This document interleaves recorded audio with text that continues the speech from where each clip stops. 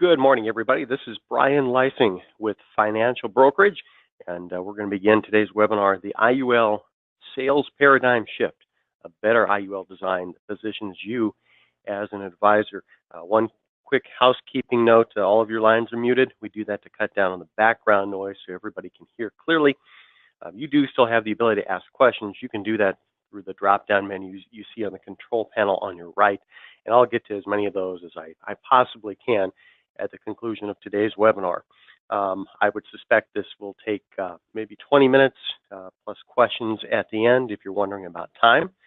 And yeah, we'll go ahead and get into it here. I do want to thank everybody for joining us, taking this little bit of time out of your day today for this. If you're not already familiar with Financial Brokerage, who we are, what we do, we're a national insurance marketing organization. We work with advisors and agents all across the country in the areas of fixed life insurance, annuities, long-term care, disability, Medicare supplements, critical illness policies. We've been doing this for well over 20 years, probably 25, close to 30 years at this point in time.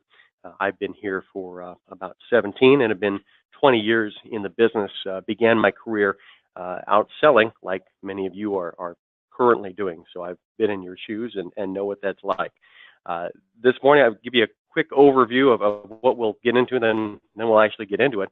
I'm going to cover what we see here at Financial Brokerage as a typical IUL sale.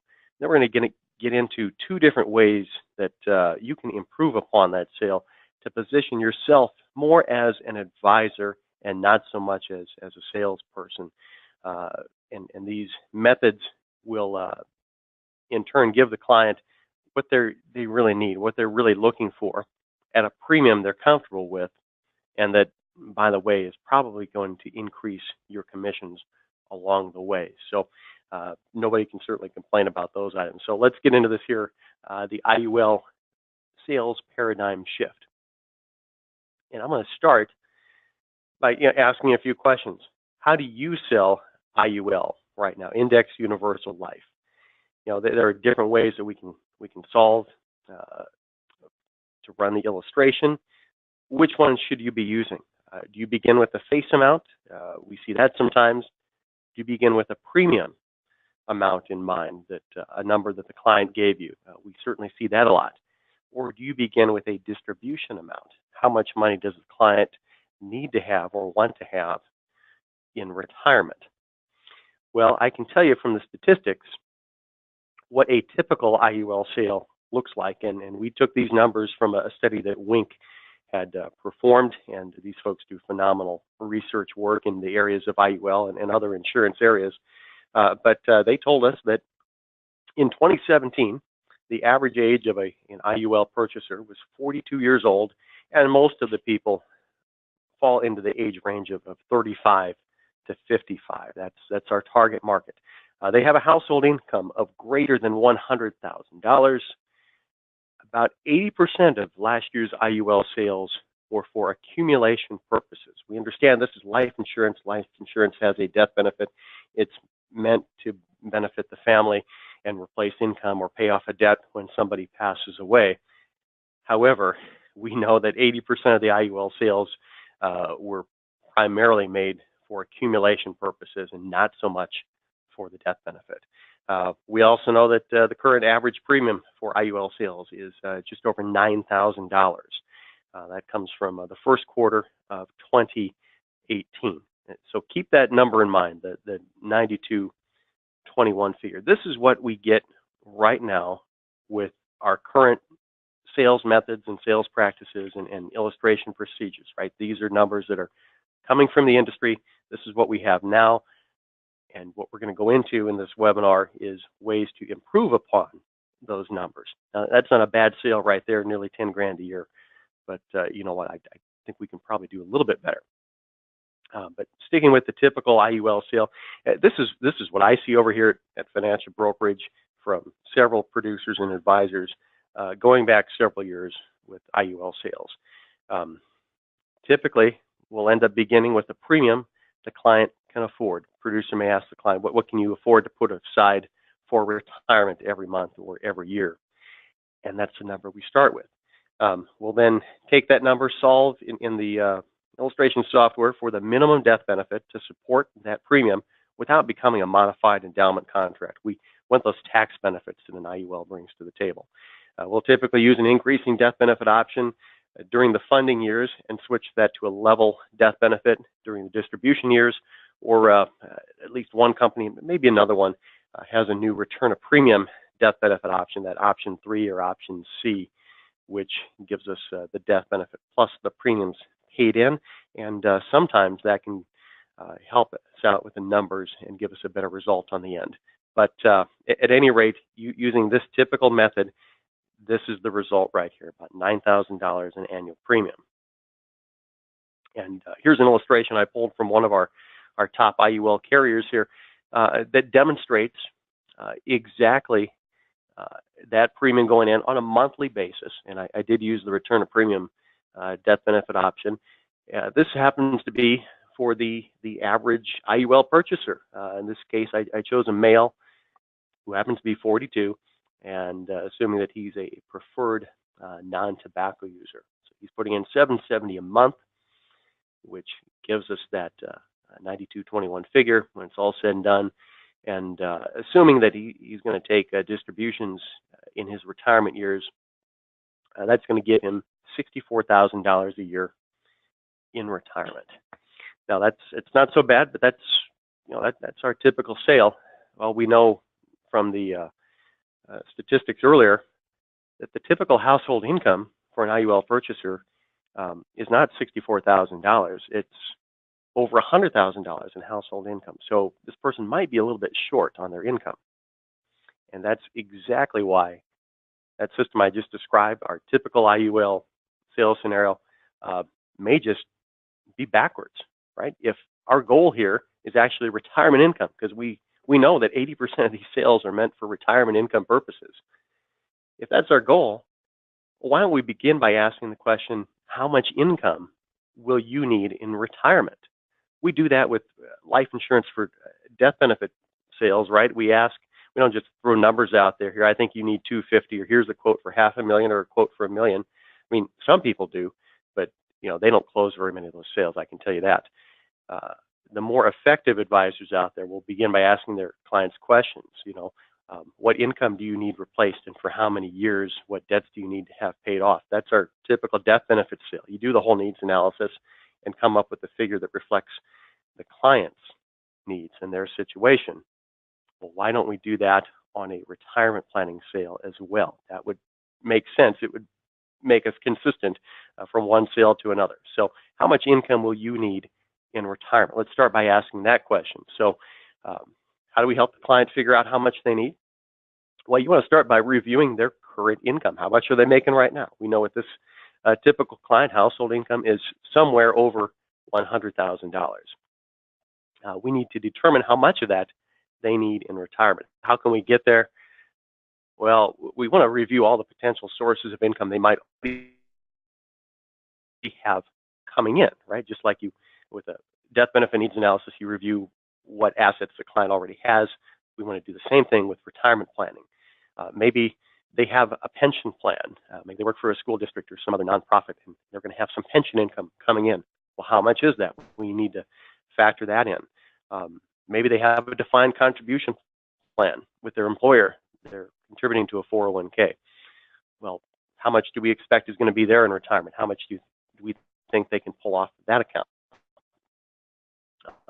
How much money should they expect to receive from Social Security? SS.gov and start taking that Social Security and the increased annual amount that Social Security usually grants every year. And then the client might have some other funds to take. So you want to look at all those from some of our companies here at Financial Brokerage. This is forward. If you have one that you already like to use, by all means use it. Find something you're comfortable with and use it on a consistent basis. But this gives you a good example of the questions we want to have answered.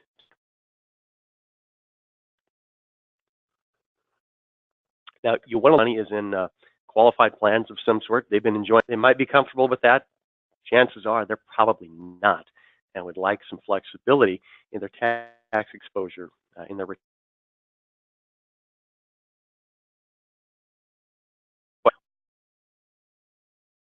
we can make a strong case for considering we're going to go along with that assumption and assume our clients.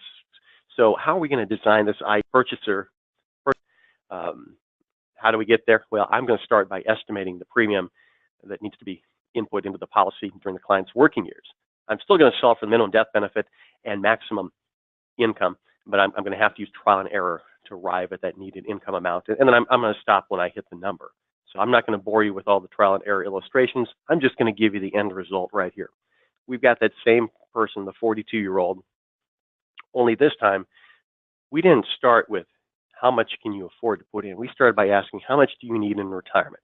100,000 a year. Okay, well, I stopped when I got to 101,096. So we've got that income running here, and I was going to bore you with all the ledger pages of the illustration. But if I remember right, I think this income was running for 20, maybe 25 years in retirement right here. So we've now got the client what they want. I'll give you this comparison right here. This is probably a little easier to see.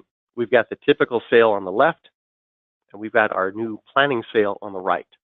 We've increased the client's premium by doing this from $770 a month to $1,200 a month.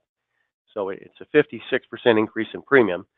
We've also increased the client's face amount by 52%. So if they don't live to see the completion of this plan, their family now is going to get a lot more money than what they were receiving previously. And again, previously, asking a client what they can afford, they're only going to get $64,000 of income in retirement. Assuming they need 100 grand, we still have a gap. I mean, we're trying to eliminate that gap, and we still have a gap here at 35,000. So by running the illustration this way, now we're right at the amount of money the client told us that they needed for the time period that they need it. Now, target premium on this is also it's also been increased in this case by 56%, and we know that you're paid off of the target premium. So now we've given the client what they really need, what the client determined that they needed, and we've also increased your paycheck along the way. So, I mean, raise your hand if you think this sets you up as an advisor, more so than just as a salesperson at this point in time. Well, now I'm going to ask a little what-if question. We've done pretty well so far, but we know that in real life, things never work like we planned them to, and clients never follow the ideal solution that we've crafted that we think would fit their situation perfectly. People don't follow logic, they follow their emotions. So what if the client says, I don't really think I can pay that much. I mean, maybe we know they can, but they don't feel like they can or like they want to. So what if that premium is beyond their budget? This happens a lot, and a lot of times, the funding that's necessary to reach retirement income goals is greater than what the client wants to pay. So one of the things we can do is back off those premiums to a more affordable amount. If they can't afford $1,200 a month, maybe they can afford $1,100 or $1,000 a month. Even if they back it down to $900 or $800, we're still above the $770 a month that we were starting at previously. We're going to give the client a greater amount of retirement income than what they had previously. All right, so that's one thing we can do and accommodate the client a little bit. But what if you could give the client the premium they want and the income they need at the same time? What if we could still arrive at that $100,000 a year income? And no, we're not going to do it by manipulating the interest rate figures or anything like that, or switching to a different company's IUL. There's another way to do that. So we're still going to, in this case, begin with the client's premium that they're comfortable with paying. But now we're going to schedule premium increases. And there's a couple of companies that allow you to do this in their software.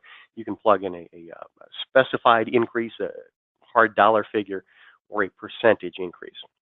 And we're still going to use trial and error to arrive at the client's desired retirement income level. So I'm not going to bore you with the trial and error. We're just going to get right to the results here. And so what I did with this illustration, I took our same 42-year-old gentleman, and we're going to start with his initial premium that he said he was comfortable with, $770 a month. That's the national average, right? But now we want to make sure that we can get to $100,000 a year. Well, how are we going to do that? Because we saw earlier this premium only gives us about $64,000 a year. Well, I factored in a 5% premium increase each and every year. Now, hopefully the client's comfortable with that. You would like to think that a person can afford just a small 5% increase every year. Hopefully they're getting raises and making more money as they move throughout their career. Even if they don't ultimately follow this, at least you've built in some flexibility in the contract so that they could increase the premium dollars that are going into this IUL of theirs.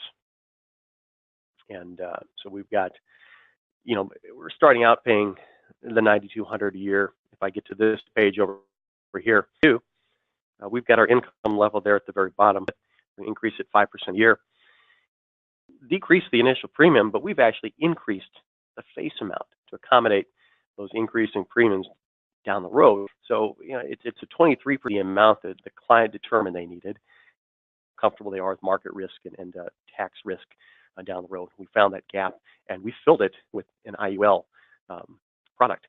The client is comfortable with the premium they're paying. They're not going to stop and lapse this thing a month or two down the road because it doesn't fit their budget. We've worked this back into their budget so that they're happy with it and comfortable with it at this point in time.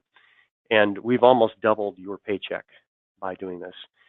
Not to mention, setting you up to look like an advisor, a retirement planner, and not just another salesperson who happens to be knocking on their door or popping up in their email inbox. So what do you need to do next to get to the point where you're illustrating IULs like this and making these sales? Well, first off, you need to find your target market. I know we mentioned this earlier, but taking details from that Wink study, most IUL purchasers are between ages 35 and 55. The average age is 42, our guy in the example. Those are the ages you want to focus on. Household income over $100,000. We know, by and large, most of these sales are made for accumulation purposes. If you want to narrow this down, refine the target market a little bit more, you want to look for clients already in your database, maybe, who make too much money to place funds into a Roth IRA.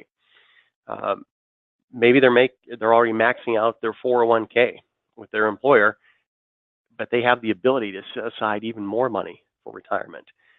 You might look for business owners that aren't happy with the contribution limits of other retirement plans that they have available. Certainly look for companies that are paying bonuses to their key executives, or who would like to pay bonuses to their key executives and haven't done it yet. Maybe with the reduction in some of the business taxes right now and some of the new deductions that pass-through entities can get, there'll be some more opportunities for that right now. In fact, I know they are. We've seen more business-related business come in the doors this year than the last several years. To further refine that target market, you might break that down a little bit more into young professionals. You might target ages 30 to 45, higher income folks that need some protection for their young families, certainly, but also need to save for retirement. I think the pre-retirees are a fantastic market for this sort of sale here. Retirement isn't quite so far away. They can see it coming. They might already have a date or an age picked that they want to retire at, and they're looking at what they've done so far, and they're looking at the potential taxes they're going to have to pay on that. They still need to grow, but they're afraid of another 2008 happening, and maybe really don't want to lose a lot of that money they've built up so far. So the pre-retirees, I think, are a prime market for these sales.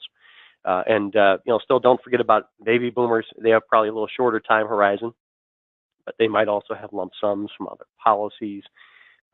They might have a large amount in some other account, maybe some non-qualified money, maybe an inheritance that they've recently received, and we could certainly move that into an IUL. It doesn't have to go in all at once. You could put that in over time, or some companies actually have premium deposit accounts. You can move it all, but they'll internally move it in over several years to avoid a MEC status. How do you find these people? I always tell people to begin with your current client database first and foremost. I get calls from producers asking about leads, and my first question back is, well, how often do you stay in touch with your current clients? How many clients do you have? If you've got several hundred or several thousand, you don't need to buy leads. You just need to stay in touch with those people on a regular basis, whether it's through the mail, through email, through Facebook, through texting, through phone calls, through client events at your office. Begin with your current client database. It costs you almost nothing to do that. If you don't have a large client database, you can certainly conduct seminars. We've actually got a couple of our leading IUL companies have got PowerPoint presentations that are crafted exactly for that, for doing client seminars and introducing this concept to them. So if you would like to do that, I can certainly forward their materials to you. They also have invitations pre-made. You just cut and paste your information in there, and you don't have to come up with anything. Same thing with social media outreach, and that kind of dovetails from staying in touch with your current client database. A lot of these top companies have got pre-made tweets and Facebook posts that you can just cut and paste into your feed and send it out on a regular basis. Their internal people have already done the work. You just need to send it out. So how can Financial Brokerage help you? Well, first of all, you'll see our smiling faces right there. But there are three of us in life marketing, myself and Alan and Gary. We can help you with all this case design stuff here and trying to find the best product fit for your client, and then helping you with the illustrations. Sometimes we run them. Sometimes we'll help you along and make recommendations if you'd like to run it yourself, but however you prefer to do business. If you have a client who maybe isn't in the best of health, we have an in-house underwriter here, Andrea Rasser, and she can help us determine the most likely rate class, and then the insurance company most likely to give the client that better rate class. We have a case management team here that will follow up on all the business once it comes in the door and help you stay on top of all the underwriting requirements and any additional forms that might be needed. Just keep you apprised of the situation from the submission until the policy is issued and out for delivery. Some other tools and resources, we can really help you from the very beginning stages of the case, the questioning of the client stage, and all the way to the end, like you saw there with case management. But one unique tool, I don't know of anyone else who has this, we have a life insurance allocation tool on our website. Section 1 helps you help the client determine how much coverage they need. Section 2, the client will determine how much of that coverage should be term, how much of that coverage should be permanent. That's going to increase your premium dollars right there while helping the client get the coverage they really need. And then Section 3 is going to refine that a little bit more, looking at the permanent coverage. What kind of permanent life insurance do they need? Would they be more comfortable with traditional whole life or a current assumption UL, an IUL, a GUL? These questions are going to help the client determine what type of product would be the best fit. So we've got that, and I think exclusively here at Financial Brokerage. Once you determine what kind of product and how much, we can also help you with the presentation. I was showing you pages from the old-fashioned life insurance ledger. It's probably 30 pages, and there's a lot of numbers. They're small. They're hard to read. You know what? Here at Financial Brokerage, we actually have access to the Insight visualization software, and it can take that IUL illustration. It takes all the numbers and puts it into the graphic format that you can see right here.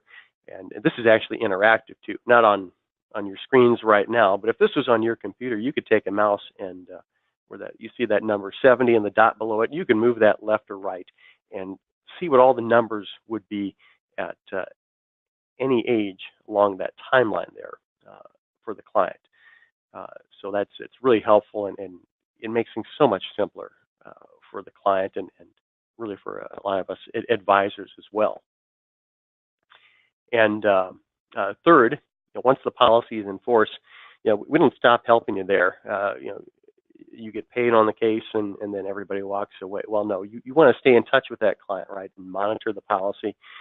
We actually have some systems in place now to help with in-force policy monitoring, so you can get updates on these policies, and especially the term cases, to know when the client is nearing a conversion expiration date or nearing the end of their level term period, or maybe it's a current assumption product and they're running low on cash. We're going to be able to help you monitor that and stay in touch with your clients. So that's the IUL sales paradigm shift from Financial Brokerage. If you need more information, we'd be happy to discuss any of this with you a little further, get the information out to you. Our phone number is right there on the screen. And you know what? At this point, I think I'm going to open it up to questions. So thank you for joining us.